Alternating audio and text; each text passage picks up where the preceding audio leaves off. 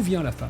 D'où vient l'homme? L'essence même de la femme, d'être une femme et d'être une maman. Une femme dit, si je ne suis pas épouse et je ne suis pas mère, je ne suis pas. De profondeur, de sens. Pourquoi on fonde un couple? Le rôle de la femme, c'est tout le temps être autour de l'homme. C'est-à-dire que tu n'es pas une épouse et un ventre. Tu es plus que ça. L'homme, sans la femme, il n'est rien. Salut Mickaël. Salut Charles. Je suis super content d'être là aujourd'hui et je viens pas seul. Tu vois, aujourd'hui je ramène un ami, je peux le dire. Je pense vraiment à un ami. Je vais te raconter dans quel contexte on s'est rencontrés. Et je présente à tout le monde, évidemment, directement de Tel Aviv, Rav Yonatan Seror, rabbin à Tel Aviv, donc Rav en hébreu. Il est avant tout, pour moi, un ami, mais surtout quelqu'un d'extrêmement ouvert. C'est pour ça que j'ai voulu qu'il soit là. Rigolo, très marrant, très sympathique, jeune d'esprit et jeune physiquement. Ce qui me permet à moi, qui suis un petit peu un anti-rabbin, de pouvoir échanger et toujours m'amuser, c'est-à-dire autant cérébralement parlant que dans les petites blagues du quotidien. C'est toujours agréable de le voir. Je te raconterai dans quelques minutes comment je l'ai connu. Et il est installé à Tel Aviv, n'est-ce pas, Yonatan? Donc déjà, hyper content de te recevoir aujourd'hui ici. Merci Charles. On va se tutoyer. Bonjour, si tu me Mickaël. permets. Hein. Bien sûr. Voilà. Bienvenue à notre premier invité. Tu es le premier invité qu'on reçoit dans notre podcast et donc vraiment bienvenue. Et alors, moi je suis ravi, un rabbin, c'est très bien.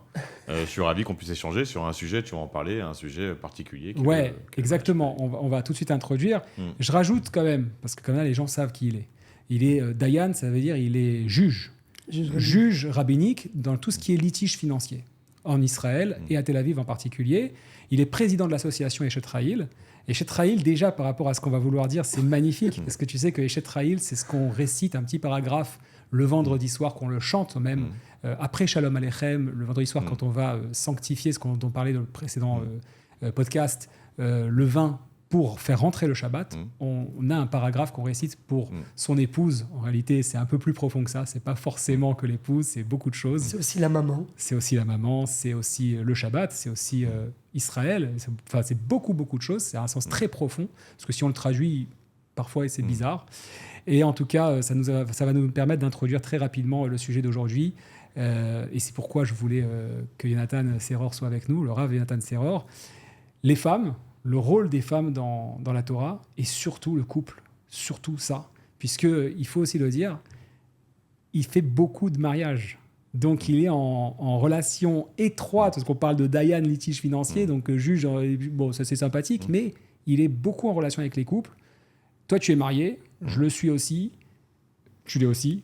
Pas mal d'enfants. Combien d'enfants tu as? 8 enfants. 8 enfants, Baruch Hashem, incroyable.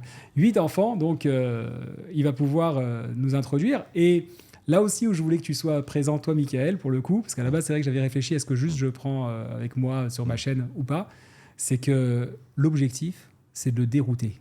C'est-à-dire de lui parler des problèmes sociétals, de comprendre un petit peu sa vision, mais aussi la mienne, sur le rôle de la femme et du couple dans la Torah, c'est surtout important, parce que contrairement à... On va envoyer le sujet direct, contrairement à ce qu'on dit, les femmes ont une place prépondérante dans la Torah. Et c'est souvent de manière cachée, puisque finalement, c'est ce qu'elles sont un petit peu par rapport à l'homme qui est costaud, musclé, qui parle fort, etc. De par leur essence, elles sont un peu plus discrètes. La Torah va respecter ça, mais ce n'est pas pour autant qu'elles ne sont pas extrêmement présentes. Et elles sont présentes d'elles-mêmes, en tant que femmes, par définition. On peut prendre la sœur de Moshe, par exemple, Myriam, qui va quand même sauver Moshe d'une situation catastrophique. Il serait récupéré par la fille de Pharaon, Moïse. Donc, qu'est-ce qui se passe? C'est fini, il perd sa notion d'hébreu. Myriam, sa sœur, va le suivre, va voir, va lui conseiller une nourrice, parce qu'on sait qu'il ne voudra pas boire le lait maternel de n'importe quelle femme, etc., etc. Elle sauve son frère. Mais elle le sauve même avant de cela, parce que son père, lorsque va apprendre le père de Moïse que Pharaon veut tuer les garçons, qu'est-ce qu'ils vont décider de faire, les parents de Moïse, avant même la naissance de Moïse, de dire on divorce. On divorce parce qu'on ne veut pas qu'il tue notre enfant. Et Myriam va venir s'interférer en disant oh les amis, vous êtes mignons, mais vous faites un double meurtre. Pharaon, elle le dit à son père. Tu te rends compte? Imagine-toi, à 2500 ans, une gamine, quel âge elle a à ce moment, 6 ans. Qui écoute une enfant de 6 ans? On en parlait précédent podcast. Il y a juste 40-50 ans, les enfants, en 1960-70, avaient une maturité. Alors imagine, il y a 2500 ans. Et elle lui dit, Pharaon veut tuer les garçons, et toi, tu veux tuer les filles et les garçons. Parce que si vous avez une fille, En divorçant, vous pouvez plus en avoir. Et il reconnaît la recherche du profond, le sens, ce qui nous motive nos podcasts, Nathan. Nous, on est dans une recherche de sens, une recherche de vérité. Et de profondeur. Ils assument cette vérité d'une gamine de 6 ans et ils disent, ils ont raison, on ne peut pas se divorcer. Et grâce à elle, en fait, elle sauve non seulement sa famille, puisque Moshe va voir le jour, mais elle sauve également tout le peuple d'Israël. Une femme, une gamine de 6 ans, qui sauve en fait tout le monde. C'est extraordinaire. C'est extraordinaire. Et comme ça, des exemples, t'en as 10 000. T'en as 10 000 parce qu'on peut prendre rapidement Rivka, Rebecca, la femme d'Isaac, de Yitzhak. Yitzhak décide d'aller bénir ses enfants, les deux, mais en priorité, Esav, Isaïe. C'est lui le premier qui va recevoir. C'est le premier des jumeaux qui sort. D'accord ? Et Rivka voit. Et là, j'introduis quelque chose de très puissant parce qu'elle voit que son mari ne fait pas forcément le bon choix. Et elle va sauver, encore une fois, Jacob est celui qui portera le nom d'Israël. Par la suite, elle sauve l'humanité quasiment. Elle sauve toute l'histoire.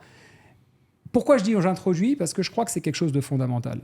Non seulement la place de la femme dans notre société, mais surtout dans notre couple. Dans le sens où, on a dit dans un précédent podcast, j'ai expliqué à Michael et à ceux qui nous regardent que la femme, d'après la Chassidoute, représente la Bina. Quelque chose que nous n'avons pas, nous les hommes. C'est un niveau de compréhension, d'ouverture cérébrale beaucoup plus profond qui lui permet une clairvoyance par rapport à certaines situations. L'homme et la femme ne sont pas en contradiction, ne sont pas en opposition, ils sont complémentaires. Aujourd'hui, on a énormément de mal à comprendre cela. Et finalement, elle va, et la Torah n'a aucun problème à dire finalement, bah oui, Isaac fait une petite erreur de sélection, on va dire, va bénir le mauvais, et la Bina, donc cette compréhension de sa femme, intervient en lui disant, avec tout le respect que j'ai, mon cher mari, apparemment tu as du mal à piger, je vais m'en occuper, je t'envoie le bon, reste dans ta notion de bénédiction, ça c'est bon, mais c'est pas le bon que tu vas bénir tout de suite. Parce que qu'est-ce qui se passe ? Yitzhak refuse de voir que son fils Isaïe, Esav, choisit la mauvaise direction. Lui a conscience du potentiel et ce qui est vrai d'Esav, mais ne veut pas voir que dans l'immédiat, c'est un focus, c'est un hypocrite et il choisit le mauvais chemin. Et donc, il veut quand même le bénir parce qu'il voit que potentiellement, il peut devenir un énorme sage, un énorme érudit, etc. Mais concrètement, sa mère vaut bien que ce n'est pas le cas tout de suite. Alors, Jonathan, est-ce que, Mickaël, tu as une question tout de suite ? Parce que moi, je pourrais envoyer. Moi, en fait, ce que je voulais dire, c'est que ce podcast, si je l'ai accepté, c'est parce que Charles m'a dit qu'il y a la possibilité de te challenger, d'accord, de discuter et d'échanger. Sinon, je l'aurais pas fait. Donc moi, je vais te challenger avec ce que je crois, ce qui me semble être juste, et ce que je vois, ce que j'observe, et de voir à quel point on peut échanger, faire grandir ceux qui vont nous écouter. Donc moi, j'ai plein de questions à te poser, mais avant de te challenger, je veux bien d'abord un peu, toi, ta vision du mariage, et puis comment tu vois les choses. Il y a aussi des non-juifs qui nous écoutent. Hein. Bien sûr. Donc, du coup, c'est ta vision, il faut l'ouvrir. Et puis après, il est ouvert, on va le challenger. Et il m'a dit que tu acceptais ce jeu-là. Et c'est pour ça que, du coup, je suis dit, discutons. Voilà. Et quand même, juste ta position dans une société où officiellement, il y a 3 divorces sur 4. C'est-à-dire que profondément, il y a quelque chose qui ne marche plus. Voilà. D'abord, merci beaucoup de m'avoir accueilli ici dans ce podcast. Je voudrais peut-être continuer l'idée que avec laquelle Charles a introduit ce podcast, la femme.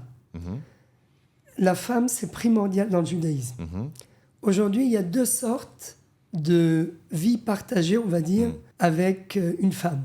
On est aujourd'hui la Saint-Valentin, apparemment. Ah oui, exact. Le lendemain de la Saint-Valentin, oui. Le lendemain de la Saint-Valentin. Et en fait, en réalité, ce qui me tient à cœur, c'est justement de montrer la place prépondérante, comme l'a dit Charles, de la femme dans le judaïsme. Et pour cela, il faut comparer entre 2 systèmes de vie mutuelle avec une femme. Il y a aujourd'hui le concubinage et le mariage. Quelle est la différence entre le concubinage et le mariage ? Le concubinage, en fait, il met au centre le plaisir personnel. Il met au centre l'intérêt personnel de chacun. On est comme 2 locataires qui vivent ensemble, on partage une vie, mais attention, moi, il faut que j'y trouve pour mon argent, et l'autre aussi. Donc, c'est un intérêt mutuel. Mais au final, eh bien, au sein d'un concubinage, il y a surtout le développement du corps. Mais il n'y a rien au-delà de cette liaison entre les deux. C'est un concubinage, on a trouvé un commun accord, tout le monde se sent bien, jusqu'au moment où ça ne va plus. Et là, étant donné qu'il n'y a aucun engagement, eh bien, ne serait-ce que, sauf peut-être l'engagement du temps, de l'amitié, de l'amour qu'on a développé entre nous, mais il n'y a rien qui nous retient ensemble. Plus que cela, au sein d'un concubinage, la majorité, la très très grande majorité des gens qui vivent en concubinage n'ont pas d'enfants. Donc ça prouve bien que le but est tout à fait différent que celui du mariage. Le mariage, c'est en fait s'exprimer en public le fait que nous soyons liés par un lien qui nous engage. C'est un engagement. C'est d'abord un engagement, on va dire, juridique, parce que c'est évident, quelqu'un qui est marié, eh bien, il a des obligations. Et si jamais il ne respecte pas ses obligations, il devra passer devant un tribunal, devant la mairie, devant le tribunal rabbinique. Pourquoi ? Parce qu'il a une obligation, il a un engagement. Donc c'est sûr que c'est d'abord un engagement, mais le mariage a quelque chose, a encore plusieurs significations beaucoup plus profondes, puisque c'est ce qu'on recherche, d'après ce que j'ai compris de vous. Il y a d'abord, bien évidemment, c'est évident qu'il y a la relation physique, la relation corporelle. C'est évident qu'il y a, si on va d'après les Mekoubalim, il y a une importance à ce que on profite totalement l'un de l'autre. Tu peux nous dire juste ce que c'est que les Mekoubalim ?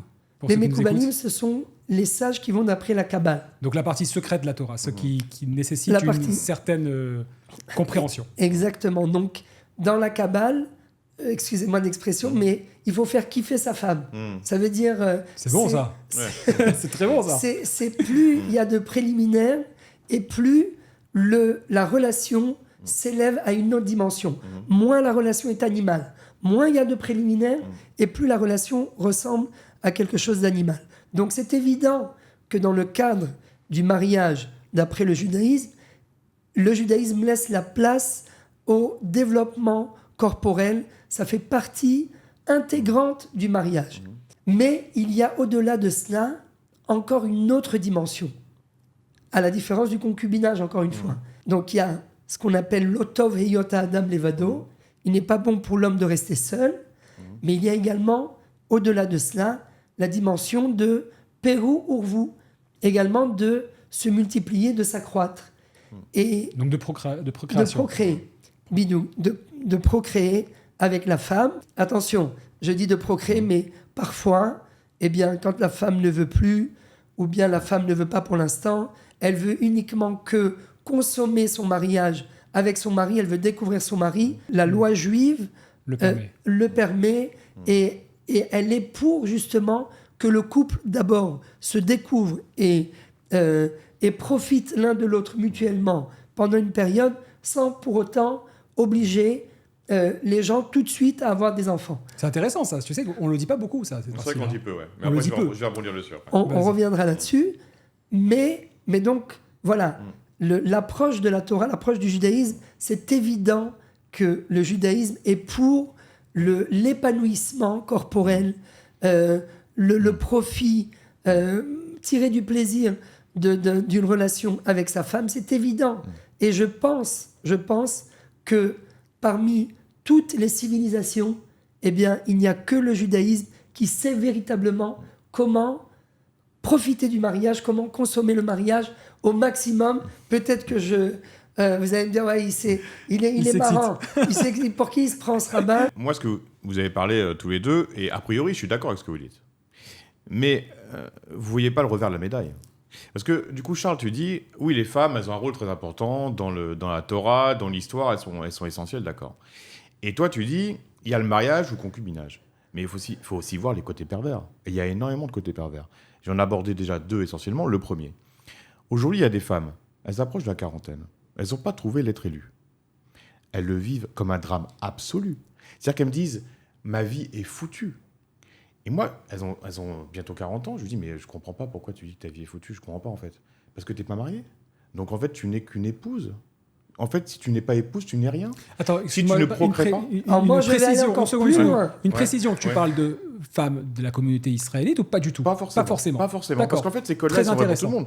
Ça veut dire qu'en fait, on est élevé au Walt Disney ou on est élevé au code, à ces codes-là. Et il y a des femmes qui me disent, comme je ne suis pas épouse, comme je n'ai pas procréé, je ne suis rien. Et moi, a priori, je comprends pas. Je lui dis, mais attends, mais t'es quand même bien plus qu'une épouse. Tu es une femme. Donc tu as des qualités, tu as des projets, tu n'es pas qu'une épouse. Mais c'est-à-dire que cette injonction du mariage, chez beaucoup de femmes qui approchent de la quarantaine, quelque chose d'insupportable et qui est faux. C'est-à-dire que tu n'es pas une épouse et un ventre. Alors, Tu es plus que ça. je vais aller encore plus loin que toi. Ouais. Regarde à quel point le judaïsme est ouvert. Mmh. Et moi, les gens me connaissent. Mm. Entre autres, je donne aussi des autorisations à Tel Aviv et aussi dans tout le pays, à des femmes qui justement arrivent à cette situation où ils vont bientôt, il y aura plus d'ovules, ils vont bientôt être ménopausés. Bon, sachant qu'aujourd'hui, jusqu'à 50 ans, on y arrive. Hein. Oui, 48, mais 49. dépasser 44, Oui, ça commence à devenir parfois, compliqué. Et Ça- ça psychologiquement, c'est dramatique. Elles vivent un psychologiquement, enfer. mais aussi, je comprends. Un enfer. mais aussi physiquement, il y a plus de risques qu'une femme qui a commencé à 30 ans. Donc, première conclusion déjà, mon conseil, le conseil du chef, commencez à congeler dès 30 ans. Enfin, si vous comprenez ce que je veux dire, congeler des ovules dès 30 ans. Mais, les Je crois pas que c'est dans cette direction qu'il voulait oui, aller. non, j'ai hein. bien compris. Mais déjà, si une femme arrive à l'âge de 40 ans et qu'elle voit que, peu importe, même si c'est avant 40 ans, déjà à l'âge de 30 ans, parce qu'aujourd'hui, la vie va très vite. Et parfois, oui, des femmes veulent faire carrière, c'est tout à fait à leur honneur. Voilà, c'est ça que je veux dire. Elles veulent faire carrière. Je suis une et elles femme, je ne doivent suis pas faire qu'une carrière. épouse. Et elles doivent faire carrière, non seulement vis-à-vis d'elles-mêmes, Voilà. mais également vis-à-vis du prochain mari, enfin du futur mari qu'elles vont trouver. Parce qu'aujourd'hui, les maris, ils veulent une femme qui soit qui soit intelligente, qui soit belle, qui soit... Alors, ça répond pas à ta question parce que tu dis, oui, justement, les hommes veulent que la femme soit... Exactement. Mais Tout elle, à qu'est-ce fait. qu'elle veut Moi, j'aimerais qu'est-ce qu'elle veut agir Mais- sur autre Est-ce qu'elle chose. peut exister au dehors de cette injonction Mais oui, mais c'est exact. Pourquoi je rebondis là-dessus? Parce que toi, tu dis, mais elle n'est pas qu'un ventre, Voilà. elle n'est pas qu'une matrice, Voilà. elle n'est pas que la femme d'eux. Exactement. Mais l'essence même de la femme, c'est d'être une femme et d'être une maman. C'est ce qu'elle ressent. Voilà, bravo. Une femme. C'est là où je voulais en venir, parce que tu dis quelque chose, et je vais aller dans son sens. Il faudrait écouter la parole qui vient d'être dite. Tu parles de femmes qui t'ont dit ça. Moi, ça ne m'est pas arrivé, personnellement, donc je te fais confiance à 100%. Mais il y a quand même une forme de cri qui est donnée. Bien sûr. C'est-à-dire, Bien toi, tu sûr. parles de carrière. Moi, je Bien dis, par exemple, depuis la révolution sexuelle qu'on a tous connue, enfin, en partie, pour moi, les plus grandes perdantes, c'est les femmes. Pourquoi? Parce que concrètement, sur le papier, elles ont voulu avoir le droit de vote, le fait de travailler. Bon, tout ça, c'est pour une évidence, c'est normal. Mais au final, qui s'occupe majoritairement d'une maison? La femme. Aujourd'hui, malgré tout. Même si l'homme, il met de plus en plus la main à la pâte. Mais au final, la responsabilité, elle reste majoritairement à la femme. À côté de ça, elle doit continuer à travailler. Mais c'est pas de ça dont je parle exactement. Je Non, parle de mais c'est pas de ça. l'existentialité. C'est-à-dire qu'en fait, une femme dit, si je ne suis pas épouse Oui. et je ne suis pas mère, Je ne vis pas. je ne suis pas. Mais Je ne suis regarde, je attends, ne mais suis stop. pas. T'as la Mais réponse. Et justement, tu te rends parce compte, que- tu te rends compte que psychologiquement, c'est qu'en fait, c'est faux. Tu es un être Moi, ma vivant question, en elle est dehors là. de ça. Mais ma question, elle est ailleurs. Pourquoi la femme dit ça? Tu as dit une femme dit. Pourquoi elle ressent ça intrinsèquement de dire je n'ai pas donné naissance ou je me suis pas marié, parce que j'imagine que le mariage c'est pour donner naissance, ou l'union, l'union avec un homme pour donner naissance. Pourquoi elle ressent ce vide? Moi, j'ai connu une infirmière.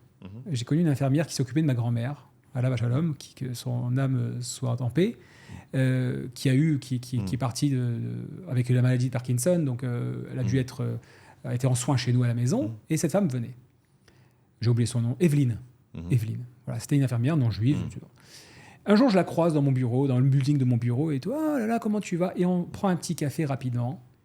Elle avait à cette époque-là 65, 70 ans. Elle me dit, j'ai jamais voulu me marier. C'est un choix, il n'y a pas de problème. Mon plus grand regret, énorme, je vis de manière étouffée avec ça, de elle ne me dit pas comme avoir ça, un enfant. de ne pas avoir eu un enfant. Justement. Je crois que c'est quelque chose de profond. Existentiel. C'est-à-dire, toi, en tant qu'homme, tu réagis en disant oui, mais ce n'est pas que ça. Moi, je suis tout à fait d'accord avec toi.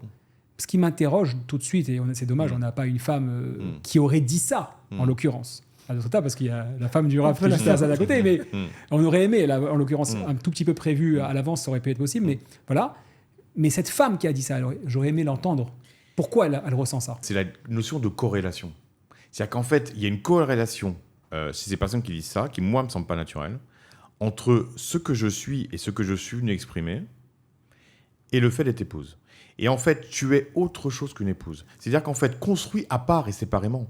Si tu veux être épouse, très bien, sois épouse. Mais par contre, personnellement, ça ne t'empêche pas de cheminer. Alors qu'elles disent, non, ma vie est finie. C'est des filles qui sont en dépression. Ma vie est finie, je ne suis pas épouse. Mais il y a une dimension de toi que tu dois quand même exprimer avec ton être profond, avec ton âme, que tu viens d'exprimer. Et après, si tu veux être épouse et avoir des enfants, c'est une autre facette de toi. J'ai hâte d'entendre la réponse. Alors, je voudrais vraiment, pendant que Charles parlait, toi aussi... On est dans le dur, là. Je voudrais en fait essayer de résumer en 3 points la réponse à ta question. D'abord, premier point, tu remarqueras que c'est ta réflexion sur ce qu'une femme a dit. Exactement, c'est vrai. Et tu ne comprends pas l'approche de cette femme, tu ne comprends pas sa position. Mais pour elle, c'est clair et elle te dit « ma vie est gâchée ». Est-ce que c'est une exception? Est-ce que c'est une exception ou c'est pas une exception? Attendez. Non, mais c'est pas une exception. Il a tout à fait raison. Elle a sa quarantaine. Il y a beaucoup de femmes qui sont vraiment dans cette situation-là. Beaucoup de femmes. Mais déjà, tu remarqueras, c'est important pour nos auditeurs, c'est un point de vue masculin. C'est un point de vue masculin. Je rebondirai. D'accord. Deuxième point, Nekevat et Sovev Gave. Il faut rentrer dans la dimension kabbalistique. Nekevat et Sovev Gave, c'est-à-dire le roi Salomon dit le rôle de la femme, c'est tout le temps être autour de l'homme. 2 minutes, j'y arrive. Je te remercie d'avoir dit ça. J'y arrive tout de suite. Non, mais c'est attention. Mais attention, c'est pas du tout. Ne pensez pas. On vient de gagner 60 commentaires là. C'est clair. C'est pour ça que ne partez pas. Restez avec nous pour le 3e point. Vous allez va le massacrer. Vous allez comprendre où je vais en arriver. Nekevat et Sovev Gaver, sur le plan anatomique, c'est une évidence. Sauf si vous faites de la chirurgie esthétique et que vous changez voilà, vous m'avez compris. De bord. Sauf si vous changez de bord. C'est chacun son droit pour nos auditeurs non juifs, etc. Je me mêle pas de ça. Mais telle que la femme a été créée, eh bien, elle a une matrice, et cette matrice, dans le langage kabbalistique, eh bien, il est là pour accueillir les moyens génitaux de l'homme. Attends, excuse-moi. Les outils génitaux de l'homme. Elle, sur le plan génital, elle a une matrice, elle est... Mais là, on n'a pas besoin de la Kabbalah pour ça. Je veux dire, le monde animal montre ça, le masculin, le féminin. Oui, c'est un réceptacle. Mais moi, je préférerais comparer l'homme à l'ange plutôt qu'à l'animal. D'accord. Même si l'homme ne peut pas être comparé à l'ange. Il n'a pas l'objectif de devenir un ange. Il n'a pas l'objectif de devenir un ange. Mais c'est cela, en fait, le cri de détresse que Michael a entendu de cette femme. Parce que... Elles sont nombreuses. Elles sont nombreuses. Elles sont très nombreuses. Elles sont très nombreuses. Tu vis ça aussi? Mais bien sûr, à Tel Aviv, je n'ai que ça. Bien sûr, c'est pour ça que c'est très répandu. Non, je sais que c'est répandu, mais moi, j'ai pas eu autant d'expérience que vous. Je ne vais pas donner trop de détails parce que tu peux y aller. Parce qu'après, à la fin, ça risque d'arriver chez des gens, mais des gens très, très intelligents, des gens brillants qui ont misé sur leur carrière et qui aujourd'hui arrivent à l'âge de 50, 55 ans et qui disent exactement la même phrase « J'ai raté ma vie ». Donc, juste d'abord, pourquoi? Je veux juste, en fait, dans un premier temps, voilà, mais dans un premier temps, éclaircir pourquoi il y a ce ressenti. Ce ressenti est un ressenti naturel parce que l'existence de la femme, ça ne veut pas dire qu'elle doit être tout le temps à la cuisine, etc. Pas du tout. Il faut qu'elle fasse carrière, il faut qu'elle parle en public, il faut qu'elle... si on pouvait avoir un premier ministre en Israël, femme, comme il y a eu Golda Meir, et Golda Meir, c'était comme la reine d'Angleterre, un bras de fer dans un gant de velours. C'est tout à leur honneur. Et elles ont, comme tu l'as dit tout à l'heure, le 6e sens d'Amkash Elisha et Akir Baruchim. Elle a quelque chose de spécial. Et donc, c'est pas du tout là où je veux en venir. Je sais pas dire qu'il faut qu'elle soit autour de l'homme pour s'annuler devant l'homme. C'est pas du tout l'approche. Elle doit être autour de l'homme parce que, malgré sa capacité de pouvoir se développer et de pouvoir amener au monde son message, malgré tout cela, et pas malgré, mais pour réaliser à bien cette mission, eh bien la femme se doit également d'accepter de l'homme. Tout le monde est créé sous forme de masculin-féminin. Il y a la prise, il y a l'endroit où on fait rentrer la prise, l'endroit qui reçoit la prise, et la prise qui entre à l'intérieur de la prise. Vous avez tout s'emboîte l'un dans l'autre. Pourquoi ? Parce qu'il n'y a que, c'est même pas un être, il n'y a que Dieu qui est un. Nous, les hommes et les femmes, eh bien, nous ne sommes pas un. Ma femme me dit toujours, il y en a qu'un comme toi, mais c'est un peu péjoratif. Elle fait pas allusion, mais il y en a peut-être qu'un comme moi, mais des hommes comme moi, il y en a des millions. On peut peut-être pas des millions, des dizaines ou des centaines, mais Dieu n'est qu'un. Dieu est un, il n'est pas deux. Ça veut dire qu'il n'est pas compatible, comme on dit dans Adon Olam, Beli Erech, Beli Dimion, Beli Chibur ou Tmura. Il n'est pas compatible avec quelque chose. C'est-à-dire qu'il ne s'emboîte pas. Donc l'être humain, il s'emboîte. Donc l'être humain, de par sa définition, il est obligé de s'emboîter. Et il n'y a pas que la femme qui doit s'emboîter, entre guillemets, avec l'homme. L'homme, sans la femme, il n'est rien. C'est un zéro. Je parle de moi, je ne sais pas pour vous. Donc on est obligé de s'emboîter. Je vais essayer de présenter autre chose, mais je vais laisser d'abord Mickaël réagir. J'ai d'autres sujets challengeants, donc, mais juste, moi, ce que je vois, c'est qu'en fait... Le troisième point, c'était le plus important. Attends, juste rebondir sur celui-là très rapidement. Vas-y. C'est qu'en fait, souvent, l'homme accepte de se construire par lui-même en tant qu'homme, et en addition d'être un époux, s'il décide de se marier, alors que souvent, les femmes, elles vont pas forcément aller chercher à se construire par elles-mêmes, et elles vont penser qu'elles doivent être d'abord une épouse.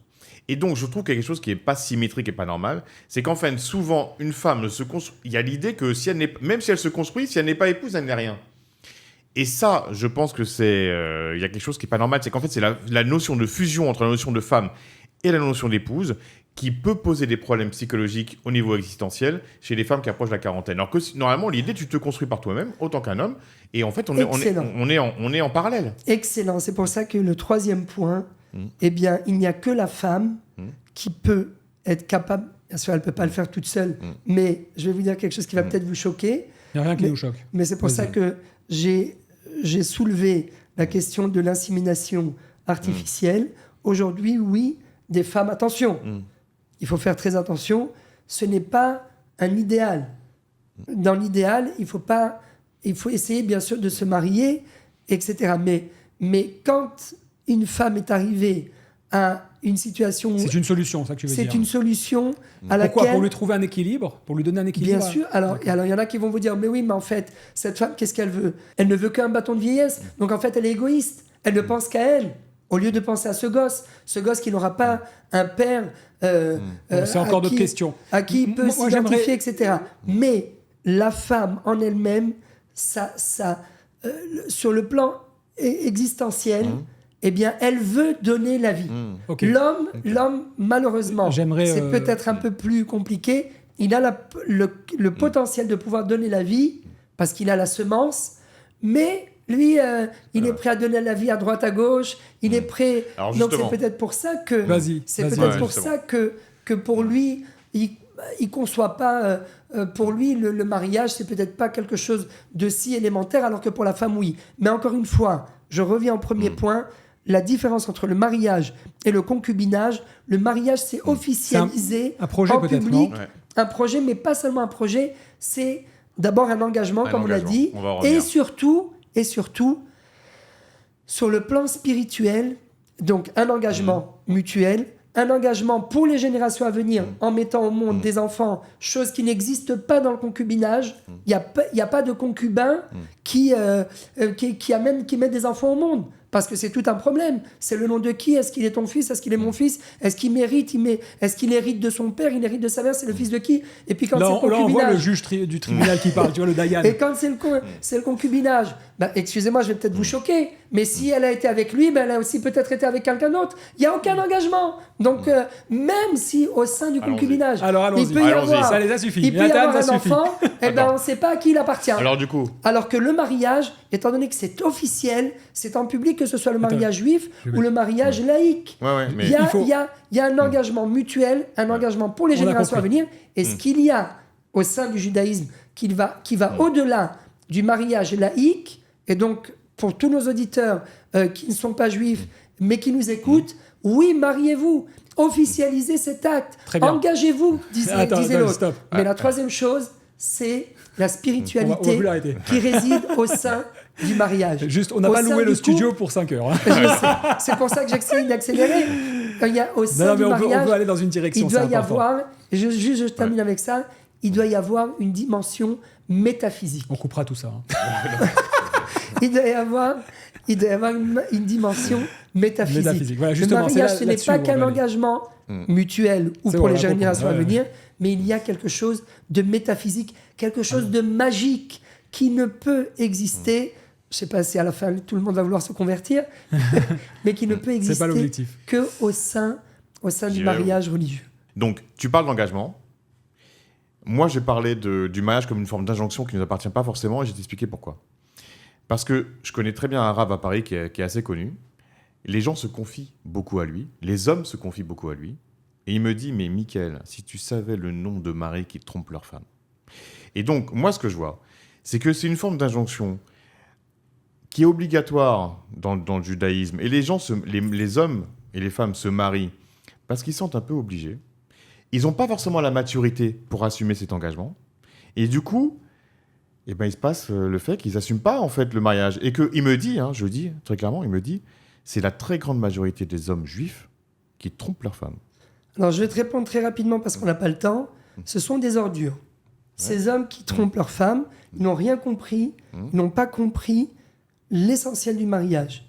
Et donc, c'est une question, si c'est pour ce challenge que je suis venu, c'est dommage. Je pensais qu'il allait y avoir des challenges plus forts. Non, mais attends, une seconde. C'est quand même une réalité sociétale. C'est une réalité. Voilà, c'est-à-dire que, tu sais, ce sont des gens ici, on fait un podcast qui est dans une recherche de sens.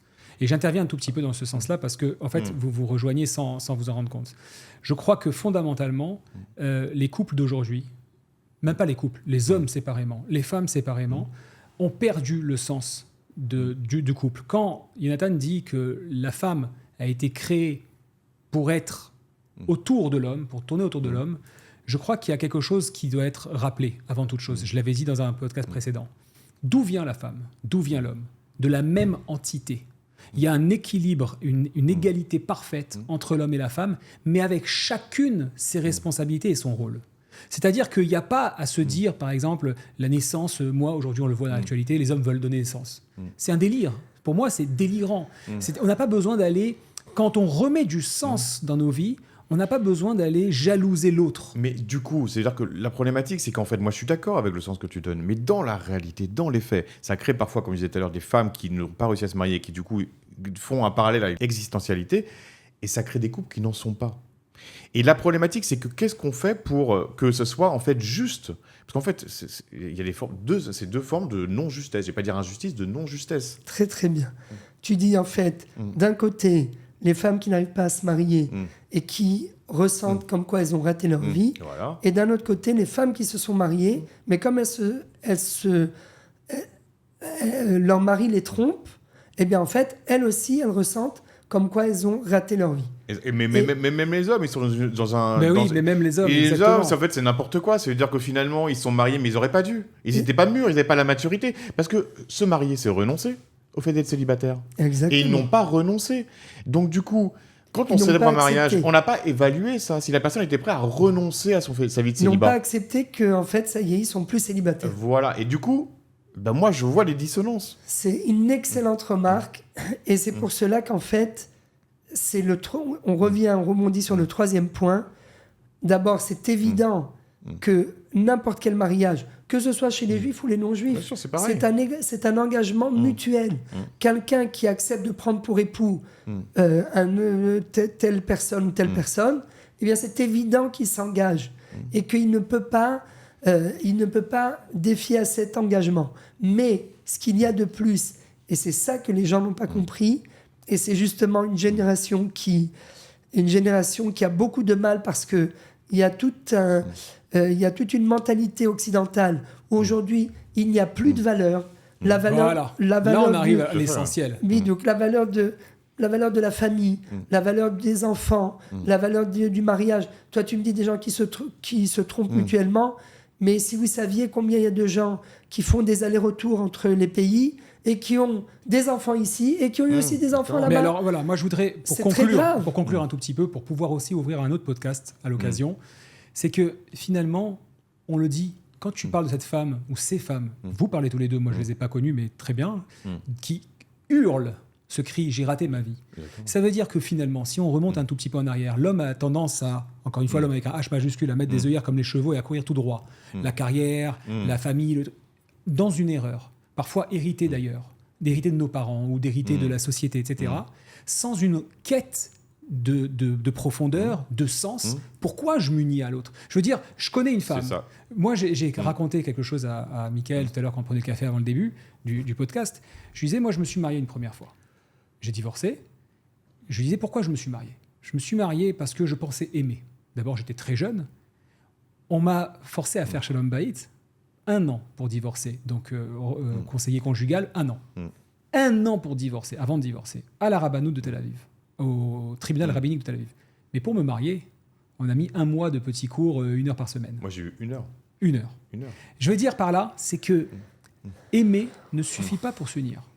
C'est magnifique d'aimer. Et on veut tous être aimés. Et si on pouvait être aimé par les hommes, par 10 femmes différentes, Il faut de la maturité. Mais ça ne suffit pas. Il y a un projet derrière. Il y a plus qu'un projet. Je crois fondamentalement. Il y a un renoncement. Je pense qu'on va continuer ce sujet quand on se verra pour le prochain podcast, parce qu'on va se revoir dans quelques jours, Mickaël et moi.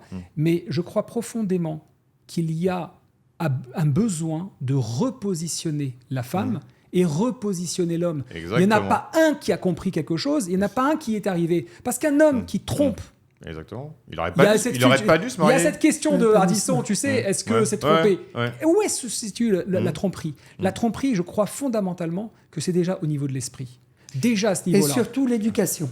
C'est là où il faut, comme vous l'avez dit, il faut éduquer les gens, rééduquer les gens pour qu'ils comprennent la valeur du mariage. Jonathan, moi j'ai une question pour toi. Le mariage, attention, pas le mariage aujourd'hui comme il était le mariage de nos grands-parents. Parce que nos grands-parents, c'était différent. Voilà. C'était avec tout le mérite qu'ils avaient. Le mari était la seule autorité. Et ça, la c'est femme fini cette époque-là. Elle doit être terminée. C'est inexistant. Aujourd'hui, il faut être capable de donner les pleins pouvoirs à sa femme. Tout en respectant. Il y a quelque parce chose que d'énorme. Le mariage, c'est mettre l'autre au centre et non pas moi. Voilà. Alors que quand c'est moi qui me mets au centre... Et le couple de manière générale. Le couple de manière parce que n'oublions pas une chose. Quand c'est moi qui suis au centre et non pas ma femme, c'est ce qu'on a dit tout à l'heure, eh bien en fait, si je ne suis pas satisfait, ben, je vais aller voir ailleurs. Si je ne suis pas... Mais c'est pas ça le but du mariage.